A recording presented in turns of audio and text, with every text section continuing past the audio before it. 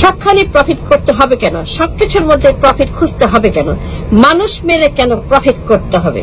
আমার প্রশ্ন, মানুষ তো আর ইলিশ মাছ আর কোরবানির গরু না যে এদেরকে মাইরা প্রফিট করতে হবে। Each and every human being has a right to live till they die. কিন্তু আমার প্রশ্ন যে এই নুসরাতের বাবা মাকে গণভবনে আনলো কোন ইডিয়েট? আমি সেই ইডিয়েটটাকে দেখতে চাই। কে এই নুসরাতের বাবা মাকে এই গণভবনে নিয়ে আসে চেক দিছে, চাকরি দিছে? এরা কি রোবটের বাচ্চা? এরা কি সব রোবট? এদের মধ্যে কি রক্ত মাংস নাই? আমার প্রশ্ন, যারা টেলিভিশনের সামনে বসে টেলিভিশন দেখে, যারা নিউজ বানায়, যারা নিউজ পড়ে, যারা টেলিভিশনের মালিক, প্রত্যেককেই আমি প্রশ্ন করব, আপনারা কি একবারও জানতে চেয়েছেন যে এই যে রাজনৈতিক হত্যাকাণ্ড এবং প্রত্যেকটা হত্যাকাণ্ডের পরেই বিশেষ বিশেষ ক্ষেত্রে এই সমস্ত ভিকটিমদেরকে গণভবনে এনে photo session, live news, banner news, মানে শেখ হাসিনা এই করেছেন, ওই করেছেন, নুসরাতের ভাইকে চাকরি দিয়েছেন, নুসরাতের ভাইকে টাকা দিয়েছেন, রানা প্লাজার ভিকটিমদেরকে 10 টাকা করে চেক দিচ্ছেন, বিশ্বজিতের বাবা মাকে এনে সান্ত্বনা দিচ্ছেন, ইলিয়াস আলীর স্ত্রী লুনা তাকে বলেছেন যে ইলিয়াস আলীকে বের করে দেবেন, মেঘের দায়িত্ব নিয়েছিলেন শেখ হাসিনা, কিন্তু তিনি কি তার ওয়াদা পালন করেছেন? আজকে এত বছর পরে মেঘের বাবা মার খুনিদেরকে কি তিনি বের করেছেন? এসকে সিনহা বলেছেন এই মেঘের বাবা মা হত্যাকাণ্ডের সঙ্গে শেখ হাসিনা জড়িত।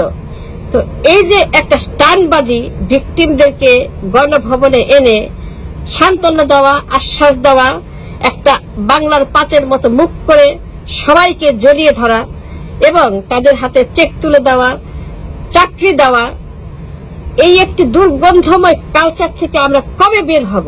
আমি সবাইকে জিজ্ঞেস করতেছি, সবাইকেই। আজকে এত বছর পরেও কোন হত্যাকাণ্ডটার বিচার হয়েছে? ইলিয়াস আলীকে কি ফিরিয়ে দিয়েছে? নুসরাতের হত্যাকাণ্ড কি নির্মম হত্যাকাণ্ড, এইটাকেও পুঁজি করতে হবে, এইটাকেও পুঁজি না করে ছাড়লো না।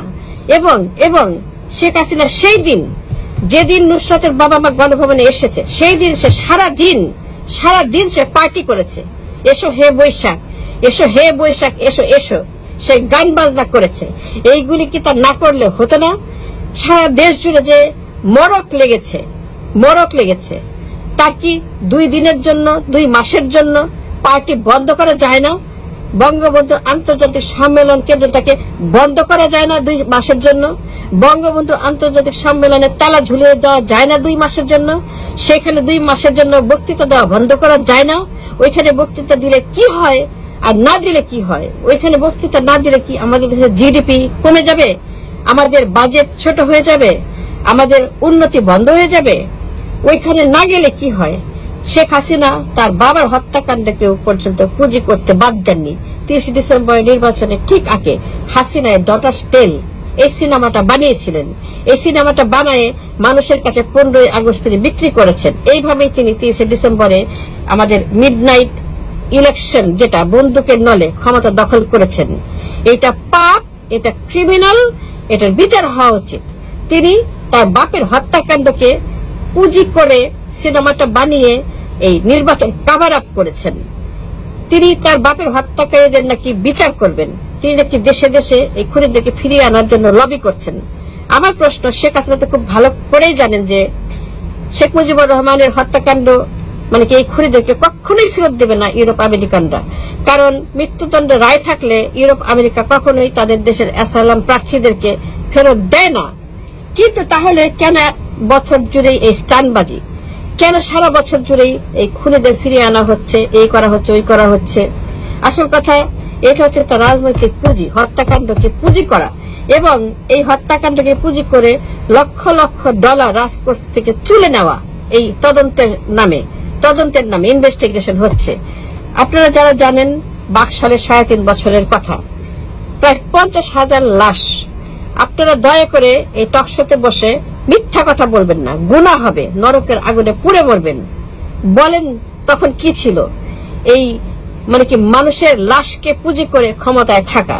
শেখ মুজিবুর রহমান তিনি আমৃত্যু ক্ষমতায় থাকার জন্য প্রায় 50,000 মানুষ হত্যা করেছেন এবং বাকশাল নামের একটি দল বানিয়ে সব দল বিলুপ্ত করে আমৃত্যু প্রেসিডেন্ট আইন বানিয়ে 5 বছর পর পর কোন রকম নির্বাচন লাগবে না, তিনি প্রেসিডেন্ট, এবং তখন মানুষ হত্যা করে যেভাবে তিনি এক আমৃত্যু ক্ষমতায় থাকার জন্য সারা দেশটাকে একটি ভাগার বানিয়েছিলেন লাশের, আমরা দেখেছি এই মেথর গুলা নাকে কাপড় বেঁধে এই গাড়ির মধ্যে করে করে লাশ তুলতো। আল্লাহর কসম আপনারা মিথ্যা কথা বলবেন না। এবং শেখ হাসিনা তার কন্যা সেই একই উত্তরাধিকার এই 11 বছর ধরে সে লাশ ফেলার রাজনীতিতে এমন পারদর্শী হয়ে উঠেছে এবং জোর জবরদস্তি ক্ষমতা দখলে রাখার জন্য ঠিক বাপের মতোই সারা দেশ জুড়ে যেভাবে হত্যাকাণ্ড করছে একটার পর একটা, আর হত্যাকাণ্ড করার পরেই এই ভিকটিম গুলোকে গণভবনে এনে চেক দেয়, টাকা দেয়, আশ্বাস দেয়। এই ঘৃণ্য রাজনীতি, এই মানুষ মারা রাজনীতি। আমার প্রশ্ন, নুসরাতের ভাইয়ের কি একটা চাকরির এতই প্রয়োজন ছিল? আমার প্রশ্ন, নুসরাতের ভাই কি, তাকে কি আগে চাকরি দেওয়া যেত না? এই দেশে যেন বেকার না থাকে, যেন কর্মসংস্থান হয়। এই জন্য শেখ হাসিনা বা যে কোনো রাষ্ট্রনায়ক তারা কি আগে ভাগে ব্যবস্থা করবে না যেন এই ধরনের হত্যাকাণ্ডের করে তারপরে যেন চাকরি দিতে না হয়? তাহলে নুসরাতের ভাইকে এই তার বোনের যে করুণ মৃত্যু, এইটাকে লেভারেজ করে এই হত্যাকাণ্ডকে পুঁজি করে কেন তাকে একটা চাকরি দিয়ে তারপরে সারা মিডিয়া তুলকালাম চাকরি দিয়েছে? এর চাইতে নারকীয় দৃষ্টান্ত আর কোথাও নাই যে মানুষ হত্যা করে এই পুঁজি করা নিজের রাজনৈতিক স্বার্থে। বিশ্বজিতের খুনিদেরকে বের করে দিয়েছে, 7 মার্ডারের খুনিরা বোধহয় এতদিনে চলে গেছে, বের হয়ে গেছে। সাগর রুনির হত্যাকারীরা কখনোই ধরা পড়বে না। রানা প্লাজার টাকার কি হলো? বেগম রওশন এরশাদ পার্লামেন্টে দাঁড়িয়ে বলেছেন শেখ হাসিনাকে এই টাকাগুলো ফেরত দেন। আর্কাইভে দেখেন রওশন এরশাদ বলেছে কিনা। এই রানা প্লাজার ভিকটিমদের টাকা পর্যন্ত শেখ হাসিনা খেয়ে ফেলেছে। নুসরাতকে যেদিন নিয়ে আসলো, নুসরাতের বাবা মাকে যেদিন নিয়ে আসলো এই চাকরি দেওয়ার জন্য, সেই দিন গণভবনে সে ইলিশ পার্টি করেছে। এসো হে বৈশাখ, এইগুলা কি 1 মাসের জন্য বন্ধ করা যায় না? বঙ্গবন্ধু সম্মেলন কেন্দ্র 1 মাসের জন্য, 2 মাসের জন্য। মাতৃভাষা না শিখাইলে কি হয়?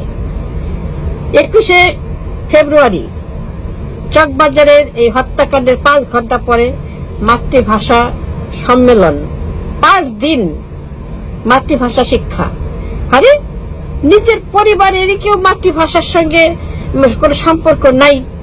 সজীব ওয়াজেদ জয়, রেহানার বাচ্চারা সবাই বিদেশি, তারাই মাতৃভাষা করে কিছু করে না।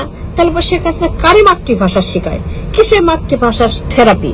সারা দেশ জুড়ে তো ইংরেজি স্কুল। আরে আগে নিজের ঘরে মাতৃভাষা শেখান, নিজের ছেলে মেয়েদেরকে সঠিক পথে চালান, নিজের বাপের হত্যাকারী ওই ইনু, মেনন, মতিয়া যারা প্রত্যক্ষ পরোক্ষ এই হত্যাকাণ্ডের সঙ্গে জড়িত তাদের বিচার করেন, তাদের ফাঁসি দেন। তারপরে আপনি জামায়াতের মধ্যে যুদ্ধ অপরাধী, বঙ্গবন্ধুর খুনি টুনি এইগুলি খুঁজেন। আপনি নিজেরটা করবেন না, অন্যদেরকে শিক্ষা দিতে চান। এটা কি ধরনের রাজনৈতিক প্রফিট আমি বুঝলাম না। সারাদিন সে ইলিশ পার্টি করছে, সারাদিন। আর জেসিন্দা নিউজিল্যান্ডে ক্রাইস্ট চার্চের হত্যাকাণ্ডের পরে প্রত্যেকটা মুসলমানের সঙ্গে 2.5 সপ্তাহ সে ব্যয় করছে, কোনো কাজ করে নাই। সে অফিস টফিস বন্ধ করে পুরো অফ গেছে। সে অফ থাইকা এই মুসলমানদের সঙ্গে 2.5 সপ্তাহ সে সব রকমের সহায়তা করে এখন পর্যন্ত। কিন্তু 92 মুসলমানের দেশে একজন মুসলমান হইয়া সে বাংলাদেশের ভিতরে যেভাবে এথনিক ক্লিনজিং করতেছে, এই প্রত্যেক দিন বন্দুক যুদ্ধে মানুষ হত্যা, গাড়ির তলে মানুষ হত্যা, জাহাজ ডুবতেছে, নৌকা ডুবতেছে, নির্মাণ শ্রমিক, এই শ্রমিক ওই শ্রমিক, সারা দেশ জুড়ে এই মানুষ মরতেছে। এগুলো কেন হইতেছে? হইতেছে কারণ এই দেশে কোনো চেইন অফ কমান্ড নাই, কোনো আইন নাই। অন্যায় করলে তার শাস্তি হয় না। সুবর্ণচরের গণধর্ষকের যদি বিচার হইতো, যদি তাকে জামিন না দিত, জামিন দেওয়ার পরে মিডিয়াতে বাইর হয়েছে, তারপর আটকায় দিছে, কিন্তু জামিন তো দিছিল প্রথম কিস্তিতে। যদি গণধর্ষকের জামিনের দৃষ্টান্ত না থাকতো, যদি আদালতে এইরকম বিচারহীনতা দৃষ্টান্ত না থাকতো, যদি চেইন অফ কমান্ড থাকতো, নির্বাচিত প্রাইম মিনিস্টার থাকতো, নির্বাচিত প্রেসিডেন্ট থাকতো, নির্বাচিত জুডিশিয়ারি থাকতো, নির্বাচিত প্রশাসন থাকতো, তাইলে পরে এই মাদ্রাসার অধ্যক্ষের কোনো সাহস হইতো না। সে যদি দেখতো যে সুবর্ণচরের গণধর্ষকের ফাঁসি দিছে, তাইলে পরে সে কোনোদিনও সাহস করতো না। এটার কারণ হচ্ছে যে শেখ হাসিনা আনইলেক্টেড, সারা দেশ জুড়ে তার কোনো চেন অফ কমান্ড নাই, তার কথা কেউ শোনে না। আইন যার যার হাতে তুলে নিচ্ছে, সেই ৭২ থেকে ৭৫-এর মতো মানুষ আইন হাতে তুলে নিচ্ছে, যে জন্য আজকে নুসরাতদের ঘটনা ঘটেছে। নুসরাতকে যেভাবে পুড়িয়ে, জ্যান্ত মানুষটাকে পুড়িয়ে হত্যা করেছে, যদি আইনের শাসন একটাও দেখাতো, তাইলে পরে এই মাদ্রাসার অধ্যক্ষ কিংবা তার চেলা চামুন্ডারা এই সাহস কোনো দিনও করতো না। এবং যে ওসি, তাকে এখন পর্যন্ত বোধহয় গ্রেপ্তার করে নাই। তো সবকিছুর মধ্যেই বিএনপি এবং জামায়াত খোঁজা, অধ্যক্ষকেও জামায়াত বানায় ছাড়ছে। এই মিডিয়া, এই হলুদ মিডিয়া, এই আওয়ামী লীগ সবাই কিন্তু এখন জামায়াত খুঁজতেছে, জামায়াত বিএনপি। এই শেখ হাসিনাও তার বক্তব্যে বলছে বিএনপি নাকি এই আগুনের সন্ত্রাস, আগুন দিয়ে মানুষ পুড়ায় মারা, এইটা নাকি বিএনপি চালু করছে। তো একজন অবৈধ রাষ্ট্রনায়ক সে যদি এইভাবে বক্তব্য দিতেই থাকে, তাহলে কিন্তু এই দেশে কোনোদিনও নুসরাতদের মতো দুর্ঘটনা থামবে না, এবং এইগুলা রিপিটেশন হইতেই থাকবে এবং বারবার আমরা কয়েকদিন পর পর এইগুলা নিয়ে ভিডিও করব। সোশ্যাল মিডিয়া কথা বলতেই থাকবে, শেখ হাসিনা চাকরি দিতেই থাকবে, চেক দিতেই থাকবে, এবং যতদিন পর্যন্ত নির্বাচিত সরকার না আসবে, চেন অফ কমান্ড এই দেশে থাকবে না। কারণ অনির্বাচিত সরকারের নির্দেশ মানতে কেউই বাধ্য নয়। এবং মাদ্রাসার অধ্যক্ষ, সুবর্ণচরের ধর্ষক, চকবাজারের অবৈধ ভবনের চকবাজারের সেই সমস্ত রাসায়নিক গোডাউন কিংবা এফআর টাওয়ারের অবৈধ ভবনের মালিক, এরা কিন্তু জানে কিভাবে সিস্টেমটাকে ম্যানিপুলেট করতে হয়। এরা জানে যে শেখ হাসিনার আইন তারা মানতে বাধ্য নয়, কারণ শেখ হাসিনা নিজেই অবৈধ। সুতরাং চেইন অফ কমান্ড প্রতিষ্ঠায় আমাদেরকে এখন রাস্তার আন্দোলনে যেতে হবে, এছাড়া কোনো উপায় নেই। শেখ হাসিনা কিছুতেই পদত্যাগ করবে না। তার যদি ইজ্জত থাকতো, লজ্জা থাকতো, তাহলে নুসরাতের ঘটনার বহু আগেই এই সমস্ত ব্যর্থতার দায়িত্ব কাঁধে নিয়ে আনইলেক্টেড গভর্নমেন্টের পাপ, এখান থেকে মাপ চেয়ে, জনগণের কাছে মাপ চেয়ে পদত্যাগ করত।